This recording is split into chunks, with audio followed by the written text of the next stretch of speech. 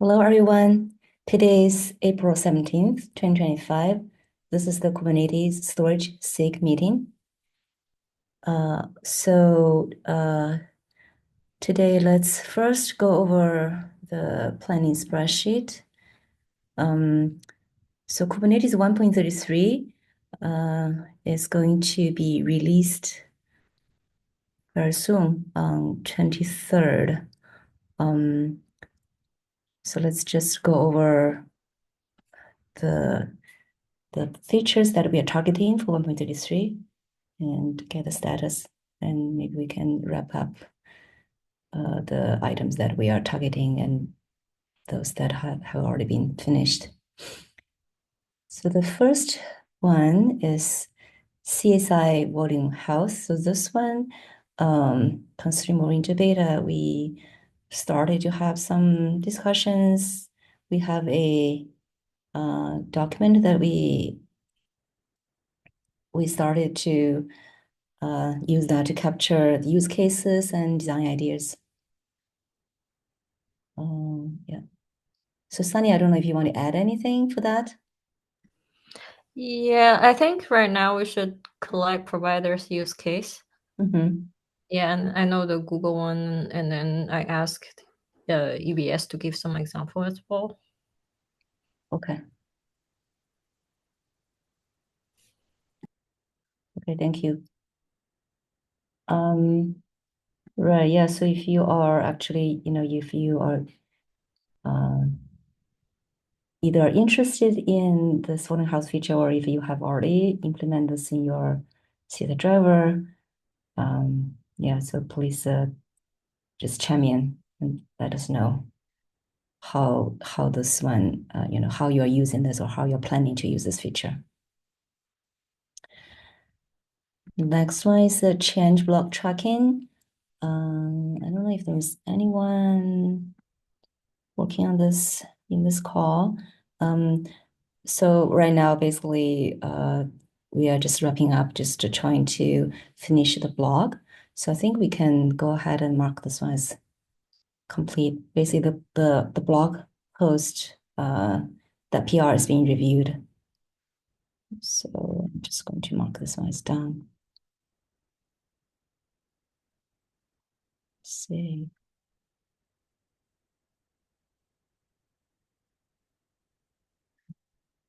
Just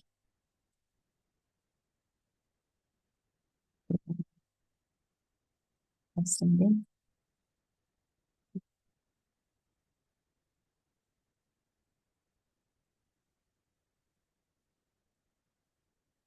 Next one is enable privileged containers for Windows to replace CS proxy for Windows.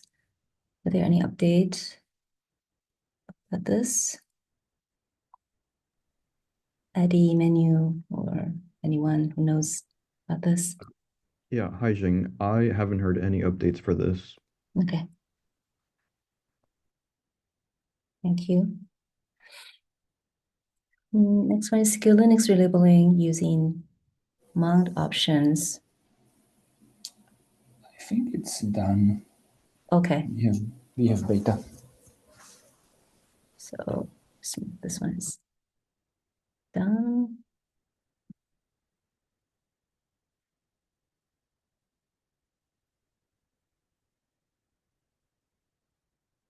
Next one is volume attributes class.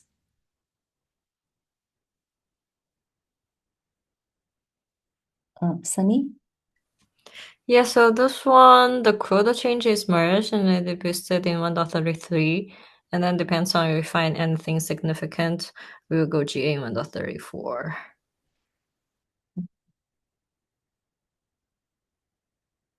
Thank you. The next one is CSS sidecar all-in-one. Are there any updates?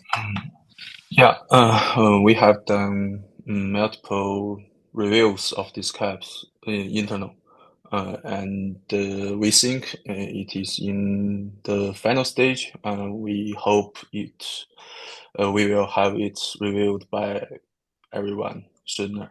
Yeah. You have submitted this one, right? The cap is actually Yeah, in Okay. draft cap. Yeah. Okay. Okay, can you provide that? We can add it here. Yeah, we haven't finished it yet. Oh, okay. Maybe in few weeks. Yeah. Sure. So reviewed by our team members.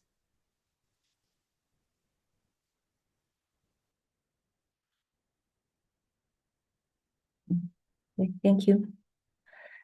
And next one is remove Git repo entry plugin.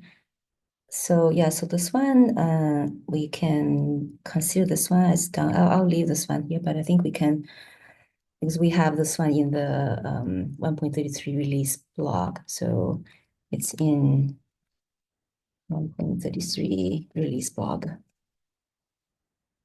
So I think we can consider this one as done. I just leave this here for Facade to take another look. This one is, the next one is done. This next one is the code change. Okay, we already marked this one's done, right? And then the next one, mutable CSN node allocatable property. Yeah, we've merged in the docs changes, so I think we can mark this as done for 133. Just blog, right? Yes. Blog.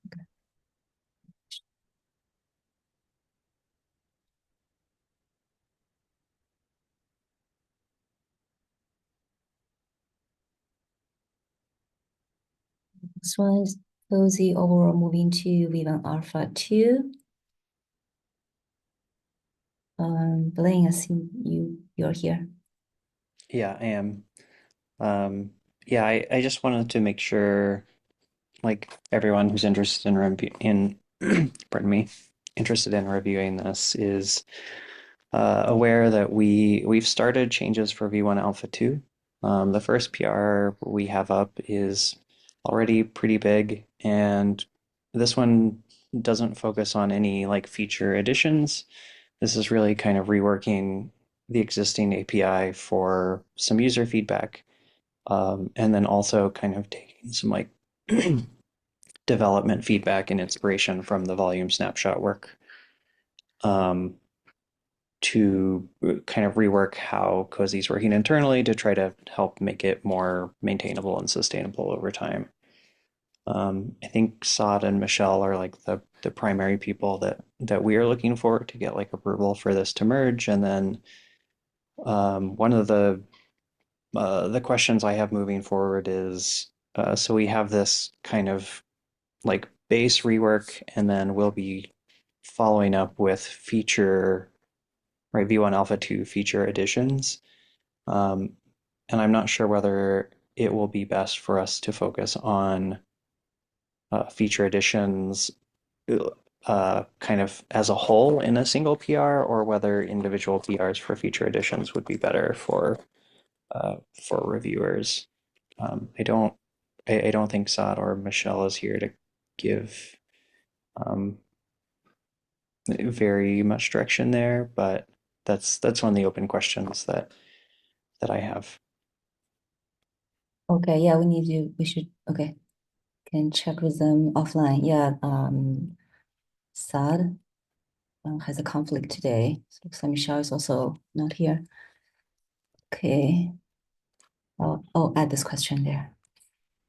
Okay, thanks, Xing. Yeah, and thanks everyone. Okay, thank you.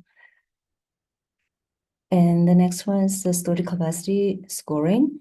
So this one is also done, just waiting for the blog. Okay, so I'll mark this one as done as well.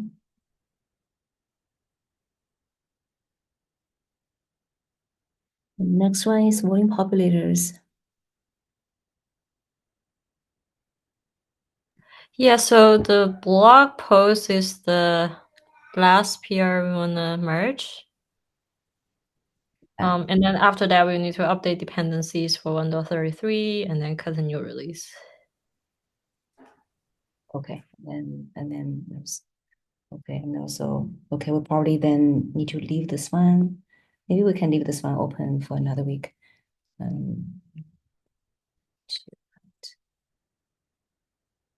And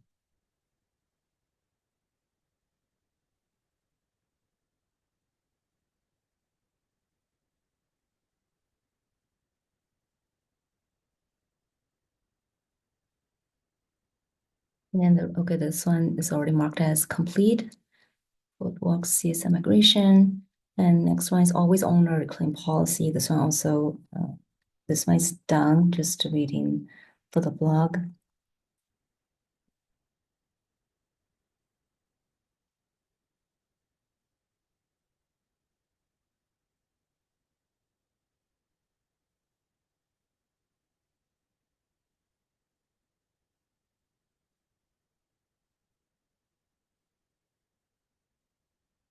So let's integrate CSI volume limits with autoscaler.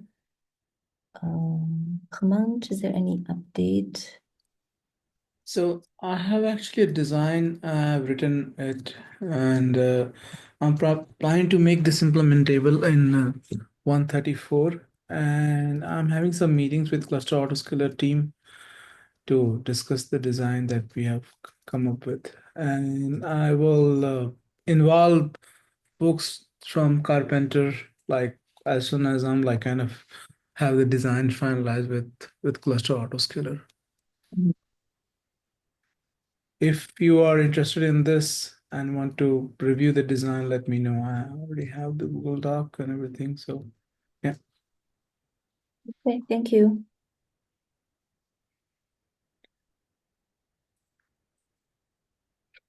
Next one, even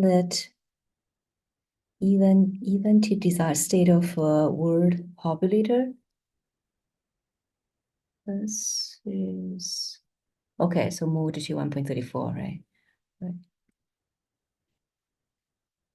Any other update on this one? I'll just say move to 1.34. No, I think, yeah, there's a new design proposed and that we have to do it in 134. Oh, okay. Sign post. Okay, thank you. Okay, so that's all we have in this spreadsheet. Going back here, let's see. Okay, so Blaine, you added this.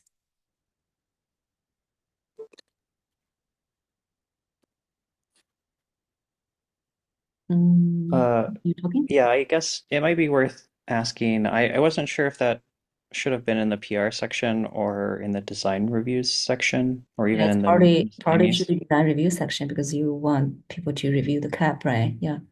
Yeah, I wasn't quite sure. Okay.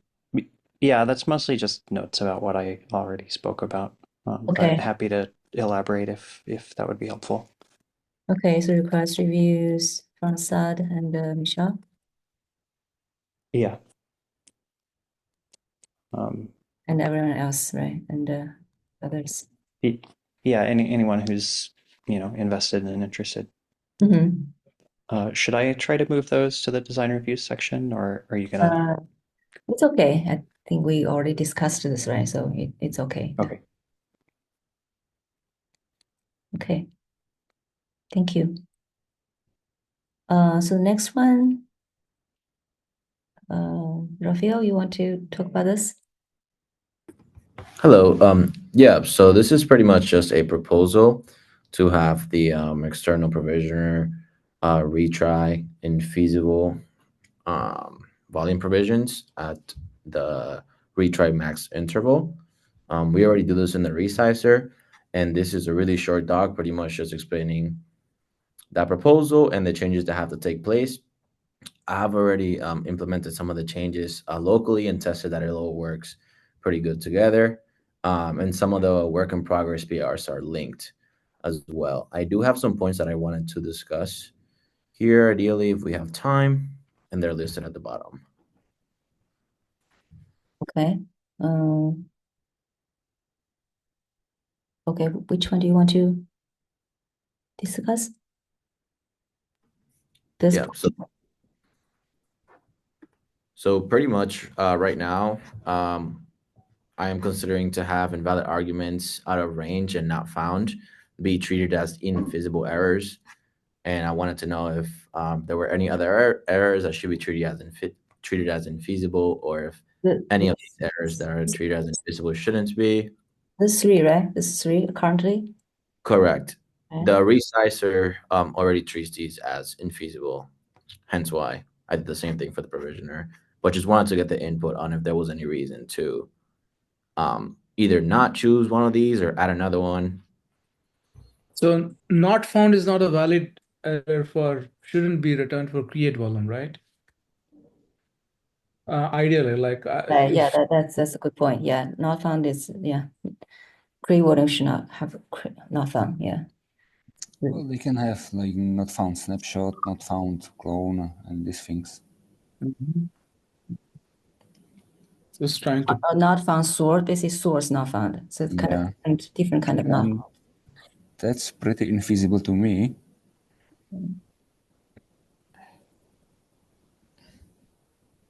Okay. Invalid argument. Yeah, source does not exist. Okay. Resource. Okay. Source exhausted. That should be okay. Unsupported capacity range. The capacity range is not allowed by the plugin, for example, when trying to get. Maybe based on your experience, do you see these errors as useful to have in the infeasible set, or do you see any other errors that cause a lot of churn in AWS?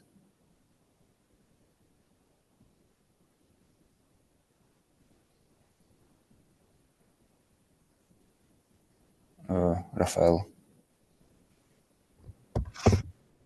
Yeah, so I think this is Drew here from AWS, and the main one that causes a lot of churn is invalid argument for AWS, but I believe not found and out of range. I'm not sure about not found if we can really treat that as infeasible in the sense that we don't expect the customer to take manual action to rectify it, but mostly invalid argument is, I think, the safest one to for sure treat as infeasible. So I think the key takeaway is like, although like resizer treats these as infeasible, it's possible that some sidecar might want something different to be treated as. So when we import this mechanism in CSI lib tools, I wonder if it should be possible to change what a sidecar treats as invalid argument so that it can make its own decision and change and deviate from the default. Yep, +1 to that. That's what we do in the modify controller as well. We only treat invalid argument as infeasible there, and it's especially because the RPC, errors are different for each RPC. So. The resizer has its own logic. Okay. Yeah. So yeah, basically.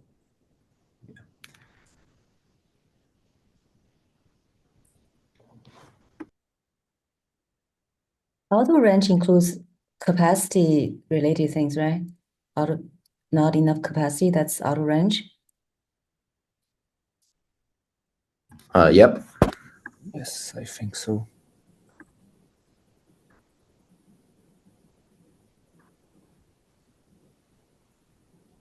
Yeah, but sorry, go ahead. Yeah, for example, trying to create a volume smaller than source. Oh, this is also for trying to create a volume smaller than source snapshot, and plugin does not support creating. Interesting. Okay.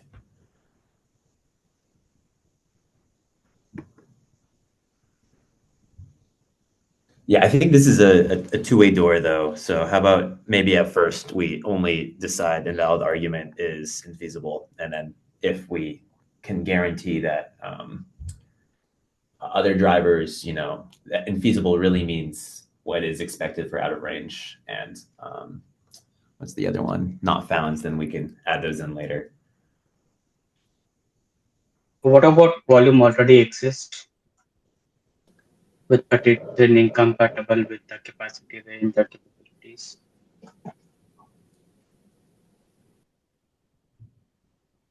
Sorry, could you repeat that one more time? There's another like already exists. The volume already exists, but it's incompatible with the capabilities or range or parameters, etc. Yeah, that looks like a good one too. That definitely requires manual intervention. Which one? Sorry. Incompatible. Already exists. Already Yeah. exists. Number 6 or error gRPC error 6. I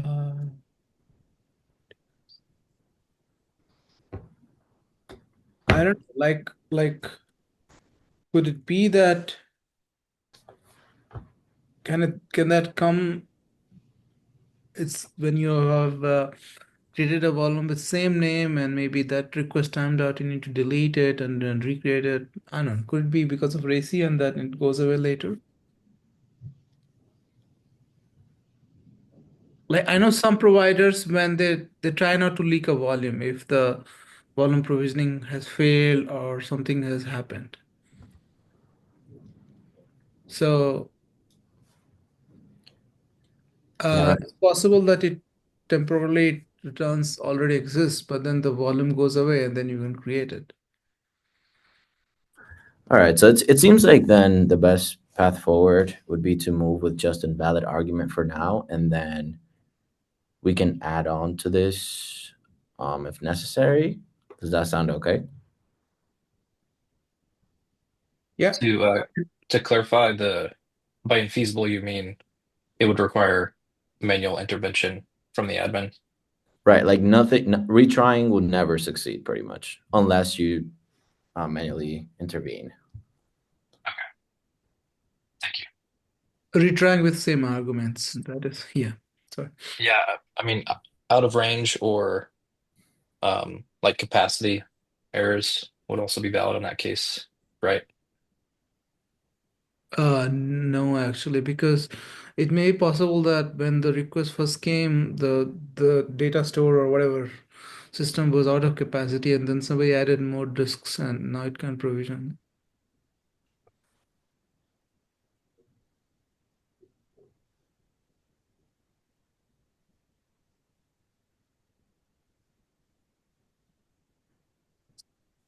Okay, do you want to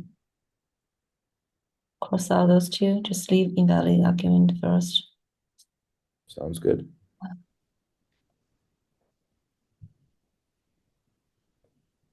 Maybe folks can discuss on the PR, Raphael. Yep. And then the next question is pretty much currently today, if you're provisioning a volume with an invalid something invalid on the storage class, like an invalid parameter, pretty much if you delete that storage class and then like fix the whatever was wrong and redeploy the storage class with the same name, on the next retry, it'll actually retry again because it detected a change. So with my changes right now, I pretty much decided to keep that same behavior. And I was wondering if we also wanted to check for changes in back, like if we run into a situation where someone put something invalid in the back and they pretty much did try to fix it and redeploy again with the same name, if we also wanted to check for that before we slow retry.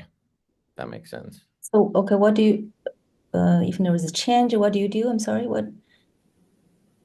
You check if there is changes in storage class, and then you do a quick retry if it's if there are changes.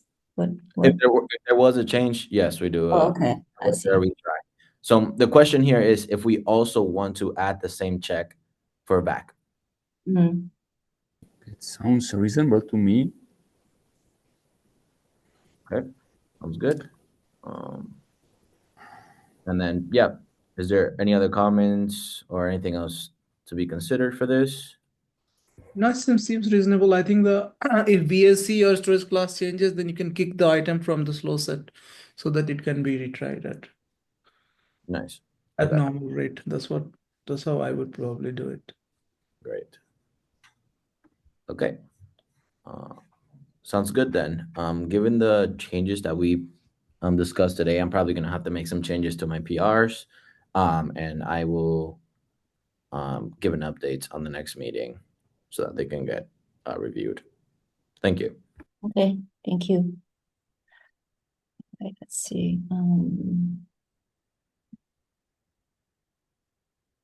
So, okay, you will come back after PR is updated.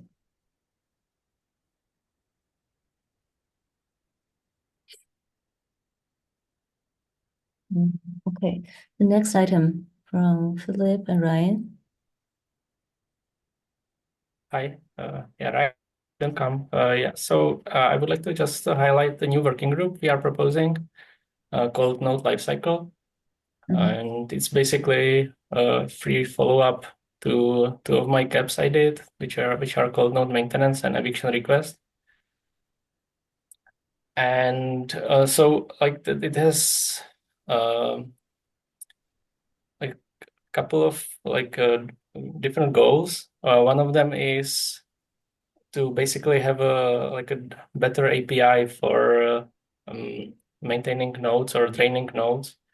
As today there are many mechanisms to actually drain a node, either using kubectl drain or kubectl drain-like logic, using the eviction API, or using tains or other custom mechanisms.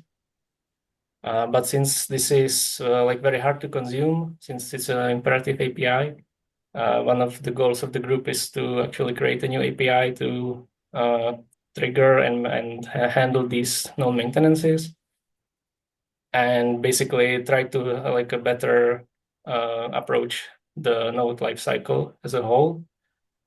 So this means we are also looking at the graceful node shutdown and maybe some integrations with cloud providers. I mean maybe mostly from the observability side. So the observability is a big goal, and the other important part is a pod lifecycle that's also has an insufficient behavior today in Kubernetes, because there are many different kinds of termination mechanisms, which I already mentioned a few, different kinds of eviction, either due to the tains, preemption, or eviction API, or just a plain deletion. So this is very hard for components or all actors in Kubernetes to consume.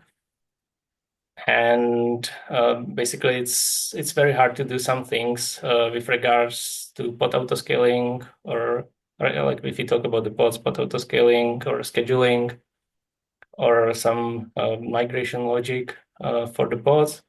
And also on the node side, it's hard to implement features that would work basically for everyone, since we do not have these unifying approaches to these problems. So there is a lot of SIGs involved in this, since these topics reach to all different corners of Kubernetes. And one of these SIGs, I think, is also your SIG, the SIG storage. And so I have added you as a stakeholder there. And I already got I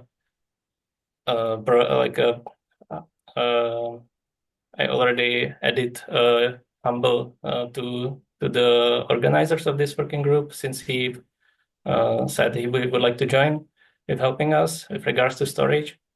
So yeah, I would like to ask what is your general feedback on this, and if maybe you could take a look at this proposal for the working group if you see something missing from the storage side, or if you have some use cases or bugs you would like to see. And yeah, and anybody is welcome to join in helping us to push this effort forward. Yeah. So do you expect those new APIs be under SIG node mostly? Because we're talking about training the node lifecycle, right? Most of them, I expect they are probably under, Yeah. code-wise. Okay. I still like there is still no consensus yet. But for example, for the node APIs or the node maintenance, I would presume we will move them to SIG node. I still need to have discussions with them. Like the SIG node is supportive of this effort, and but yeah, like we have still not dived into the details what will be done. Okay. Yeah, so maybe it could be spreading into multiple SIGs, right? So I see scheduling and yeah, maybe possibly in SIG storage as well. But maybe I was thinking maybe most of those will be under SIG node. I'm guessing, looking at your scope. Yes, I mean the scope is still not finished. So I like the first step is basically to look at all the use cases that we would like to solve and create these new APIs. But the follow-up is dependent on each SIG. So like I mean, since like we cannot break users of Kubernetes today, so we cannot actually change the current behaviors in a major way. And I suppose like a lot of this will be opt-in, so it will have to be implemented in each SIG to actually have like a better behaviors regarding, for example, the scheduling, etc., to actually interact with these new APIs. Do you already have some caps out there, or this just getting started? Yes, there are some, like if you scroll a bit down, I put the links there. So we have like some caps, for example, the graceful node shutdown is already out for some time. But I have like two of my caps and one document link to issues in SIG network. What is the reason for this one? I think is the beta, right? This has been yes, this is beta. What is the reason that prevents it from going to GA? Yes, so there is a couple of issues. I think even in the description there are listed some of the issues, and basically the graceful node shutdown there is this problem of basically terminating the pods in without there is no like a big guarantee for the pod termination, and there are some issues connected to that. Okay. So but I know SIG node is looking forward to actually GA this. Okay. But so they are looking forward to this effort to actually implement the missing pieces there. Okay. And I know there is this one write-up. I will post it to the floor, to the chat.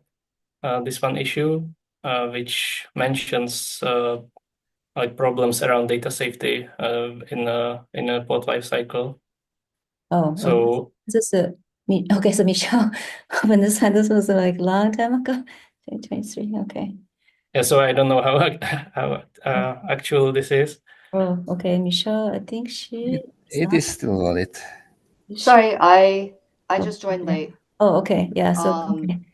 But yeah, we had a problem where it's in the third bullet point, I think, where they basically graceful node shutdown was not aware of volume shutdown and the ordering that we have there. So it was possible for basically the CSI drivers to get shut down before we have a chance to unmount them.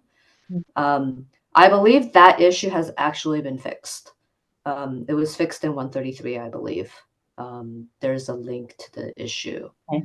And so I think we're actually okay from that point of view.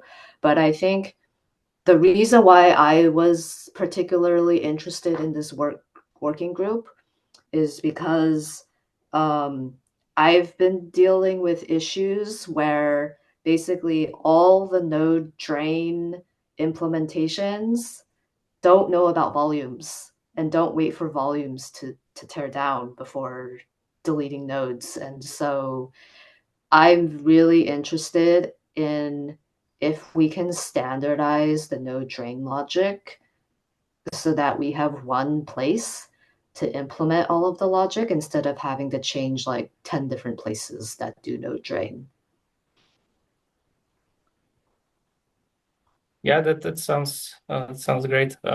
If you could give us feedback in this group, like what to do there, if it is enough, if it could be solved by having more like detailed or like a better pod life cycle, or if there has to be some like primitives for the volumes specifically.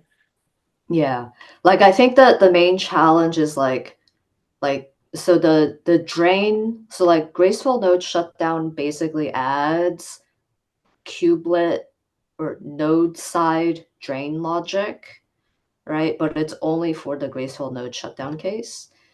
And then for all the other cases where you might want to drain a node like upgrades or auto scaling or something like that, like that's all client side drain logic, and it's basically not standardized anywhere because it is client side. So like all the clients decide to write their own logic, and it's all inconsistent with each other. And so like I would really be interested in like a common like server side drain or something so that we can actually standardize the logic in one place. Yeah, I think that makes a lot of sense. And also, I think folks here are probably aware, but at least on the EBS CSI driver side, there was a period of time in 2023, 2024, where we were getting a bunch of issues related to customers seeing volumes getting stuck because of the issues that Michelle just talked about, where people were trying to drain volumes, were trying to drain nodes, and that process was not working very well because the volumes were not taken into account. And we did some work on our side to kind of fix that, both in the upstream code and in the driver code. And then eventually we also had to go fix it in Carpenter because Carpenter was not aware of that.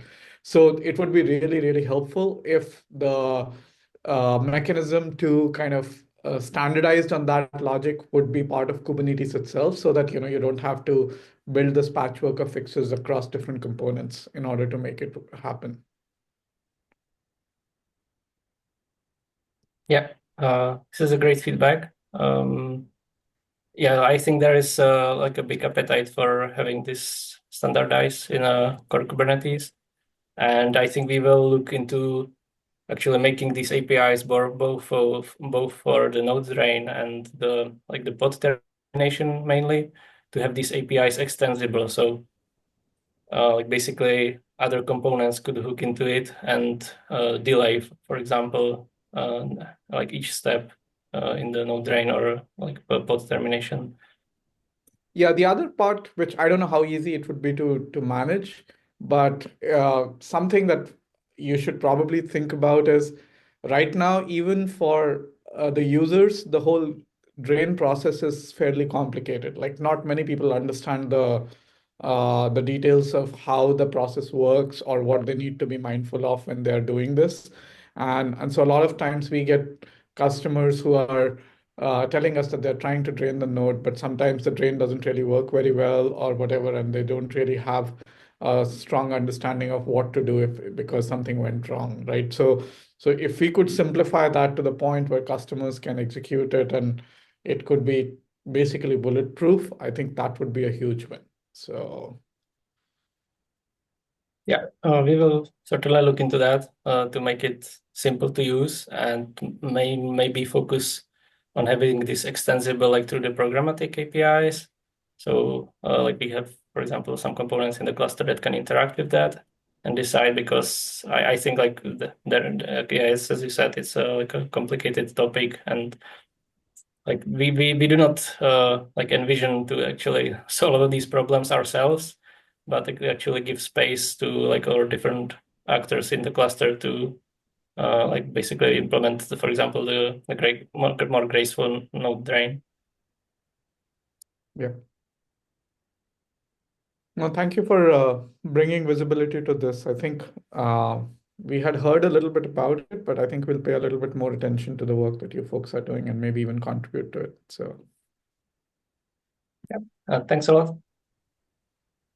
Yeah, thank you very much. Yeah, this is a great area that we need to be focusing on.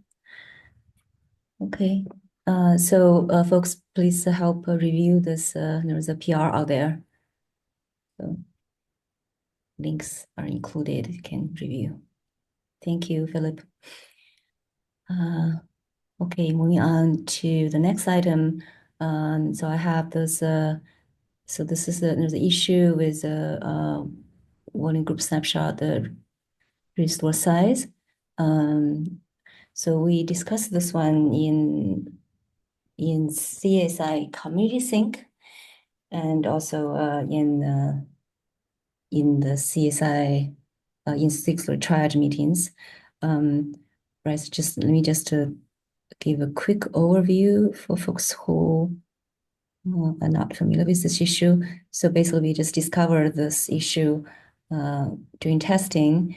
We found that if a CS driver does not implement list snapshots, then the restore size for individual volume snapshots are not populated, even though driver actually reported those when creating volume group snapshot. So basically, so let me just make this one slightly bigger.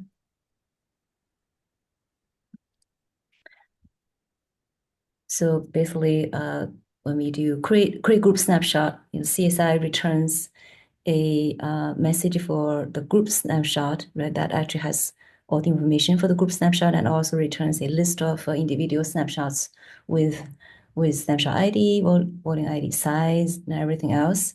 But in the current implementation, we only saves the snapshot ID and the volume ID. We didn't really save the size and everything because at that time, in the sidecar, we do not have a volume snapshot content that we can use to save them.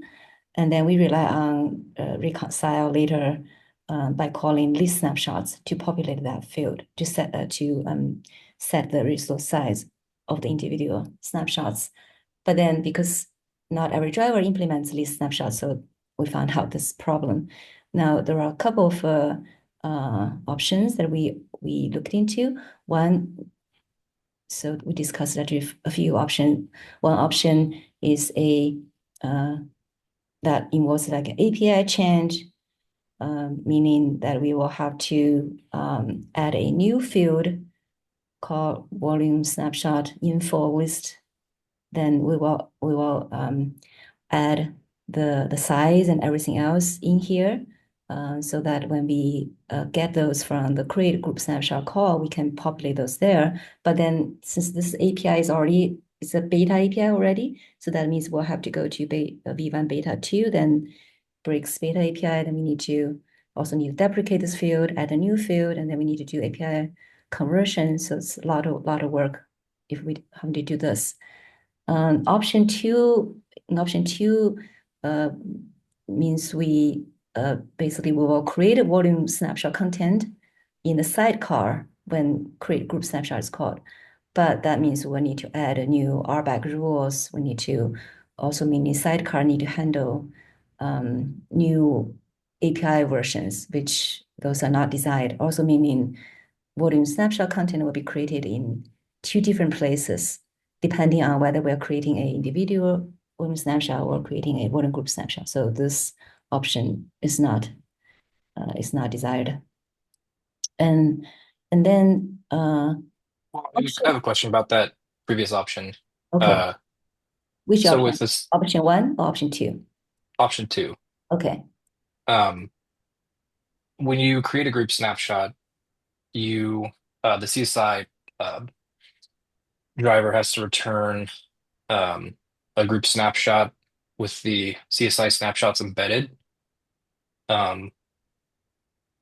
So I guess what's the problem with creating a volume snapshot content if as part of the group snapshot creation, we're already creating a Kubernetes snapshot? Because Oh, I thought that was how it would work. so we kind of like in our design of the the snapshot, the external snapshotter, we kind of separated the responsibility of the snapshot controller, the common snapshot controller, and the snapshotter sidecar. So the common snapshot controller doing the heavy lifting, it does the binding, it creates API objects like volume snapshot content, volume group snapshot content. The sidecar is kind of more just watching those contents and then does something, communicate with CSI driver, but it does not create API objects. So that's kind of the design that we have been following. So if we do Okay. option 2, then that means in the sidecar we also need to do a create of the API object, which we were not doing before. So that's And the content would have the restore size embedded or within it. right. Content has this, Yeah. content has that field, But so that's the concern that technically it's doable. It's just we're thinking about how we are designing this. I see. We tried not to do that. Yeah. Okay. Yeah, I read it as we weren't creating the snapshot content, which confused me for a sec. Thank you for explaining. But Oh, yeah, I think keeping it in the same place makes sense. okay. All right. And then option 3 basically says, hey, maybe we just we just say, hey, every driver, you just have to implement list snapshots if you want to support voting group snapshot. But then this is not going to work, right? Because we talked to Ceph RBD. They are the one who actually discovered this bug.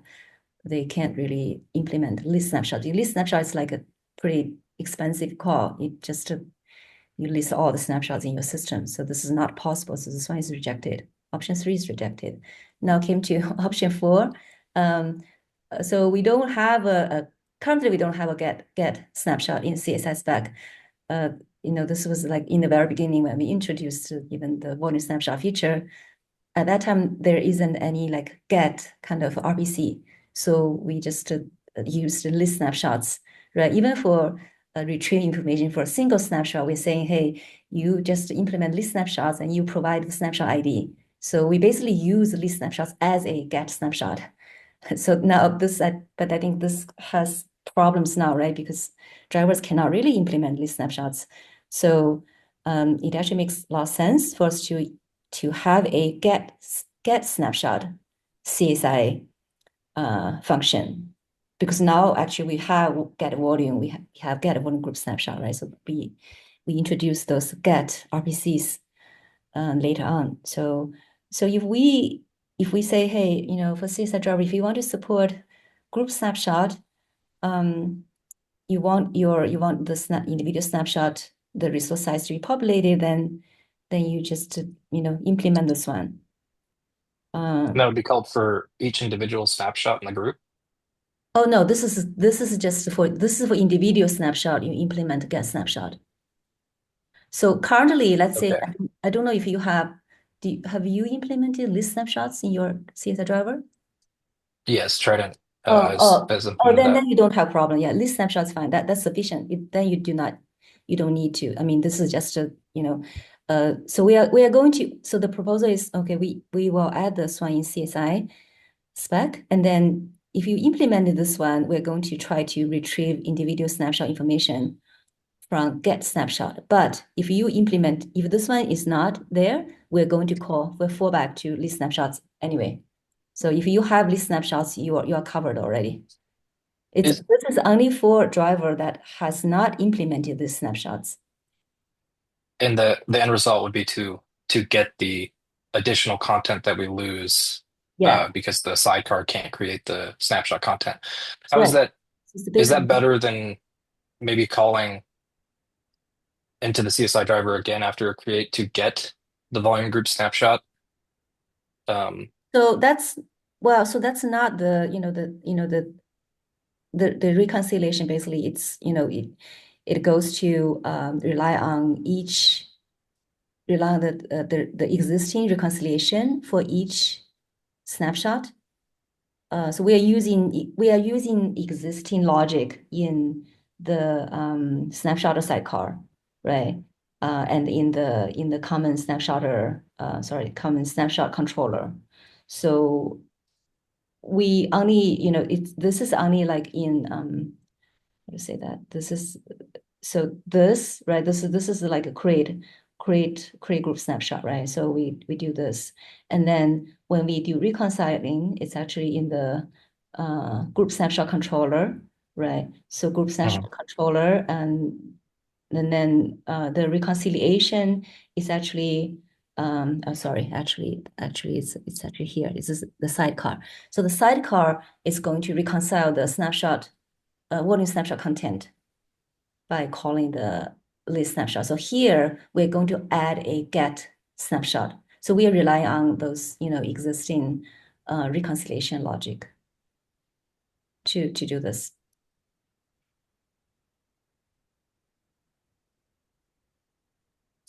Yeah, I mean, I guess I would view the snapshot content should have the information. It should represent the concrete group snapshot or consistency group or what have you in the storage system. And it seems like the external controller for snapshot should be the thing that reconciles from that.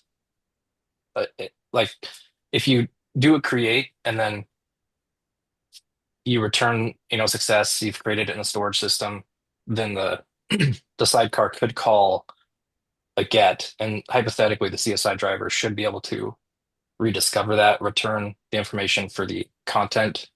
I just don't understand, like, we're populating the group snapshot content, and does that not have the necessary information for to do Right. the reconcile downstream? Right. So if we just call, so that also we don't really have like individual we don't have the individual snapshot content information there either, right? So the problem is we don't have the individual snapshot content there to use that information basically. We only have a volume group snapshot content. We don't have individual volume snapshot content. Yeah, so we only have the group, Right. but within that. Right. So we can't really use that, right? So yeah, so that's Well, the problem. we do return snapshot objects from get volume group snapshot. And hypothetically that should have the but we don't size embedded. we do not have volume snapshot content, right? To save that information. So that's the whole problem, right? And that's the part you want to I know that's the part you want to create or fulfill, right? Right. So I'm just saying that you should populate the snapshot content with the size and data you need, and then the external controller should view that as the desired or the desired state, and then you populate your volumes. You would store the resource, the snapshots sizes within your group snapshot content, and then that would be as like a desired state. Right. And then you would. So when we are, You know what I'm saying? when we are reconciliation using the group snapshot, we do not have those individual snapshot content. We can't use that one. That there we do not have individual snapshot content. So it's only at the place where we are reconciling the individual snapshot content. We have the volume snapshot content. So when we are reconciling, like, let's say, volume group snapshot content, over there, we only have the volume group snapshot content. We do not have individual volume snapshot content. Yeah, correct.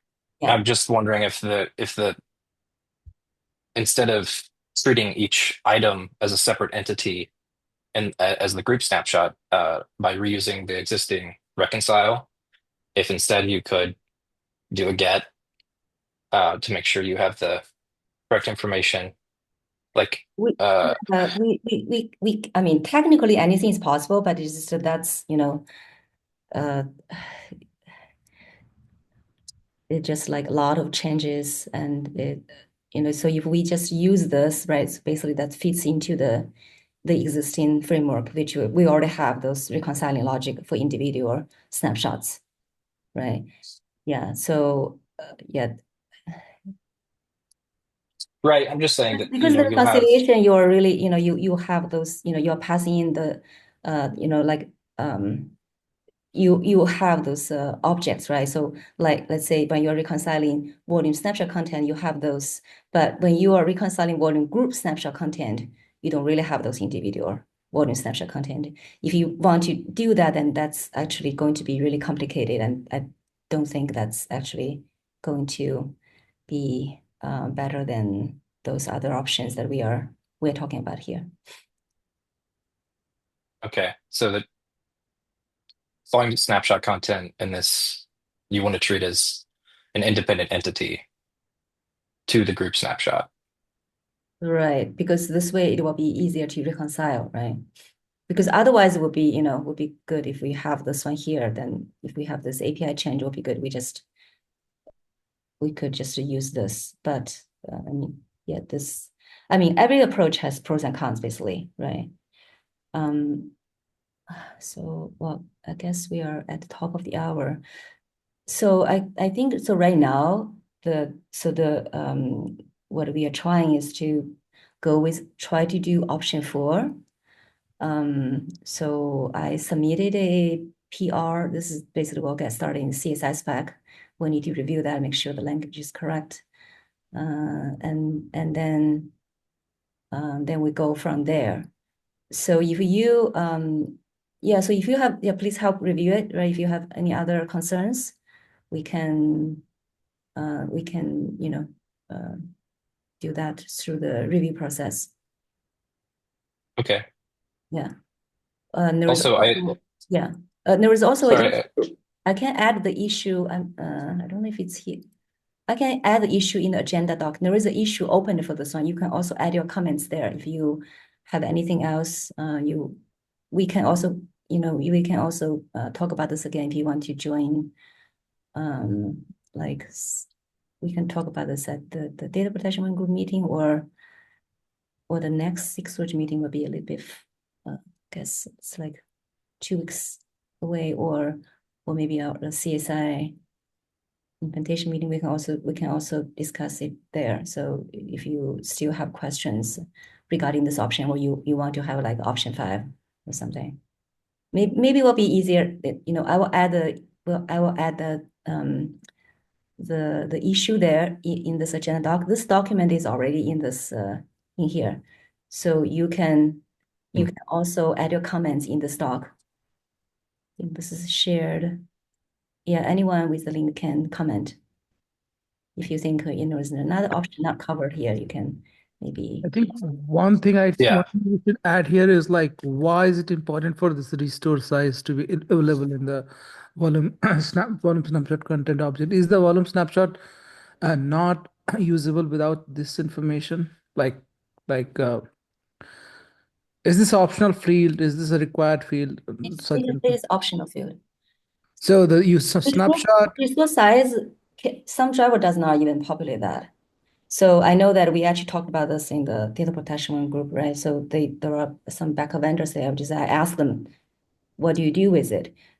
So they are saying they will look at this field. If this one is populated, they use it. But if it's like not populated, or if it's 0, they will just look at the PVC size, because backup vendor, they usually will save the PVC information anyway, the manifest. Right. So I think, yeah, one thing we should add is like since this is like we are planning to bump APIs, make backward incompatible changes to CSI. So this is all big deal. So before we do that, we should justify, okay, why is the missing restore size so important? Like, is the like what you said, basically, like volume snapshot and volume group snapshot, are they still usable without it, and things like that. Like for some drivers, right, we need to know the size to restore a PVC, because old PVC might have already deleted. without size, like user will not be able to know what is the new size I have to. So Madhu, I talked to someone from IBM actually. He's saying for IBM backup, they look at the snapshot size first. If that's not populated, they just look at the PVC size. So sounds like even if the PVC is not, it's already deleted, we will never get to the state where we can know the size to restore. PVC deleted, but I think but I think he was saying they actually have those information saved. It's not like Backups. depending on for backup. Normally they will have that information ahead of time. They're not going to wait at the restore time, right? Because you're doing backup and restore, you need to save that information before your original environment is destroyed, right? Hey, sorry, I think we are actually over time. So we can talk about this again maybe in next CSI implementation meeting, which is next Monday, at what, 10 a.m. Pacific time? You guys want to join? We can maybe, so for folks who are interested in this one. Yeah, which meeting was that? CSI implementation meeting is the same Zoom meeting. Oh, is Monday a holiday for some people? I don't have a holiday, so I will be working. But is it? I mean, we can try and see if folks join that meeting. We can continue with this. Otherwise, we can just discuss maybe in this document, and then we can see if we need to have a separate meeting. Okay. I had one more question. It's very brief. Okay, sure. So I had one agenda item that I couldn't add to the notes. I requested access Which notes? Sorry, for that. The storage SIG meeting notes / agenda document. This one you didn't. Oh, if you are you in the mailing list? If you are in the mailing list, then you should be able to. So, okay, you can maybe you can pin me, or try click. Oh, you cannot. Okay, you can pin me offline. I can help you get added if you have problem. But otherwise, try this. Okay, I put it in the chat. You can try and see if you can join this SIG storage mailing list yourself. If you have trouble, you can pin me. Okay, thank you. Okay. I'll try that. All right. Okay, anything else? All right, then that's it for today. Thank you. Bye. Thank you.